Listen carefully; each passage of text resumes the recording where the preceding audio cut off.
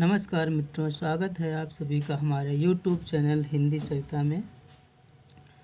जैसा कि आप सभी को विदित है, यहाँ पर आप हिंदी भाषा और साहित्य से संबंधित महत्वपूर्ण शिक्षण सामग्री का अध्ययन करते हैं।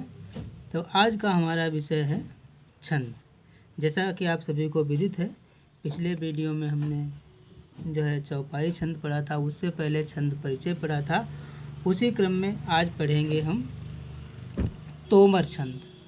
तोमर और श्रृंगार दो छंदों का आज के वीडियो में हम अध्ययन करेंगे। तो देखिए, तोमर छंद जो है वो सममात्रिक छंद होता है, अर्थात इसके सभी चरणों में समान मात्राओं का क्रम होता है। यहाँ पर आप देख सकते हैं, तोमर एक सममात्रिक छंद है।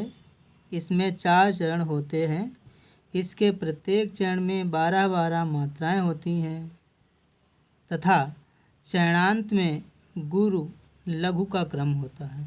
तो आपको सिर्फ इतनी सी बात याद रखनी है कि तोमर छंद के सभी चरणों में 12-12 मात्राएं होती हैं और चरण के जो अंतिम 2 वर्ण हैं उनमें से एक गुरु होता है और एक लघु होता है। इस बात को आप उदाहरण के द्वारा और अच्छे से समझ पाएंगे। तो इसके लिए देखिए उदाहरण यहाँ पर हमने लिखा हुआ है, सुंदर सा उदाहरण है, आप पढ़ें इसे।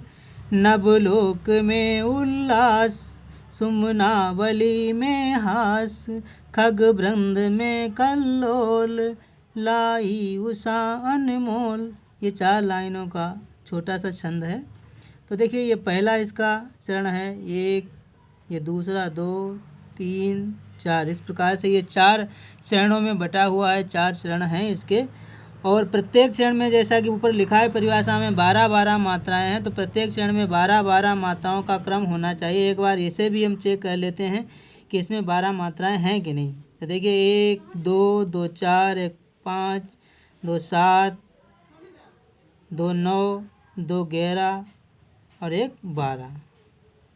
तो यहाँ पर ऊ की 2 मात्राएं इसलिए हो गई चूँकि ऊ के आगे जो है आधा अक्षर आता है, संयुक्त अक्षर है यहाँ पर, और संयुक्त अक्षर से पहले का जो अक्षर होता है वो निश्चित रूप से गुरु हो जाता है। ये छंद शास्त्र का अपना नियम है।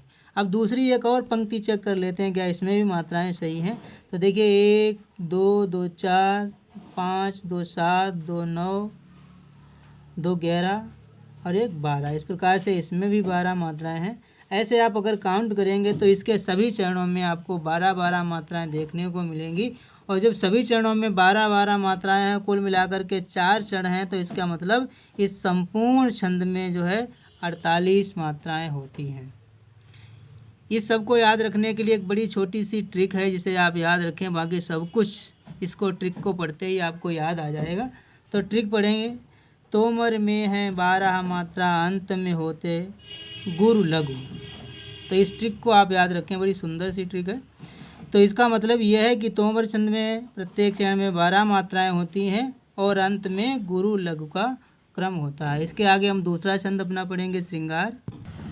तो हमारा दूसरा छंद है श्रृंगार। श्रृंगार छंद के प्रत्येक चरण में 16 मात्राएं होती हैं, जैसा कि हमने यहाँ पर लिखा हुआ है, और यह भी एक सममात्रिक छंद है।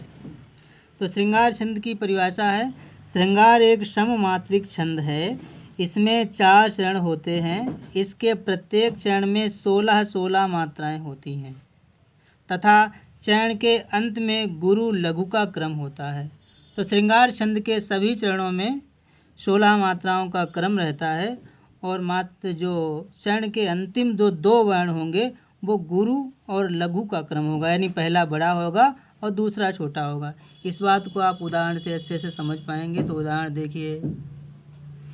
गई दासी पर उसकी बात, दे गई मानो कुछ आघात, भरत से सुत पर भी संदेह, बुलाया तक न उसे जो गेह। ये इस श्रृंगार छंद के 4 चरण हैं, 1, 2, 3, 4। ये 4 चरणों में बटा हुआ। तो देखिए, ये मात्राएं एक बार चेक करते हैं।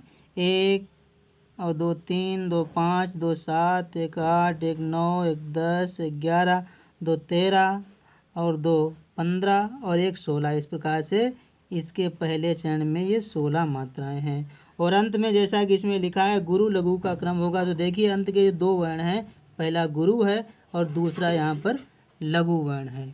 इस प्रकार से अब दूसरा चरण चेक करते हैं। दूसरे चरण में देखिए 2 3 2 5 2 7 2 9 10 11 11 2 13 और 2 15 और 1 16, यहाँ पर भी 16 मात्राएं हैं।